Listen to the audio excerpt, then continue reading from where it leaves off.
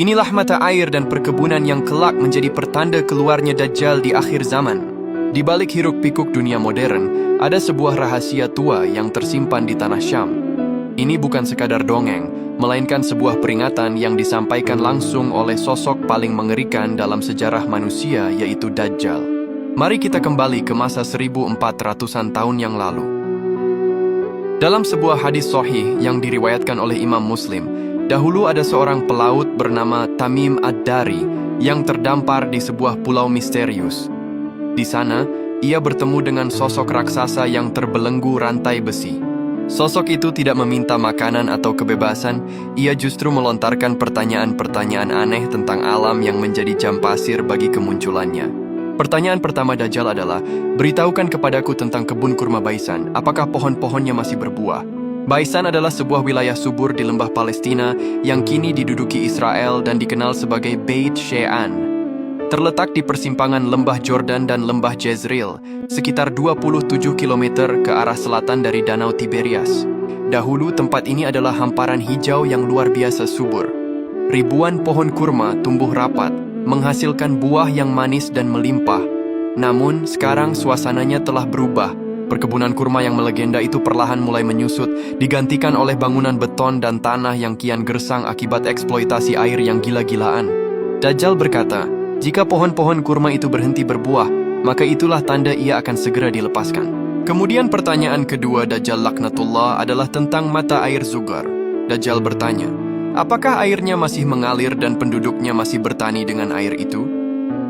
Mata air Zugar saat ini terletak di sisi selatan Laut Mati di perbatasan Yordania. Jika kita bergerak jauh ke selatan menuju tepi Laut Mati di wilayah Yordania, di sana terdapat sebuah desa bernama Gor As-Safi. Disinilah letak mata air Zugar. Secara spesifik, Zugar berada di lembah rendah yang panas. Selama ribuan tahun, mata air ini menjadi sumber kehidupan bagi petani di sekitar Laut Mati. Namun perhatikan fenomena hari ini, Laut Mati telah menyusut 1 meter setiap tahunnya. Bahkan tanah-tanah di sekitarnya mulai retak, dan mata air Zugar yang dulunya melimpah kini terus mengecil volumenya. Lalu mengapa Dajjal menunggu air ini mengering? Dalam hadis sahih dijelaskan bahwa Dajjal saat ini terbelenggu di sebuah pulau terpencil. Ia tidak bisa lepas sebelum izin Allah datang, dan tanda-tanda alamiah itu adalah mengeringnya air Zugar dan hilangnya buah kurma Baisan. Dajjal akan keluar dalam kondisi kemarahan yang meluap-luap. Ia akan muncul dari arah timur, melewati padang pasir yang tandus, di saat manusia sedang dalam puncak kehausan dan kelaparan akibat krisis dunia. Ia datang membawa tawaran yang mustahil ditolak oleh iman yang lemah, yaitu air sungai dan gunung roti palsu. Itu adalah ujian iman terbesar sepanjang sejarah bagi orang-orang yang beriman. Zughar dan Baisan adalah alarm alam semesta. Jika kita melihat tanda-tanda itu mulai tampak di depan mata saat ini, maka itu adalah sebuah peringatan akan semakin dekatnya hari kiamat. Jangan biarkan tanda-tanda ini hanya menjadi wawasan.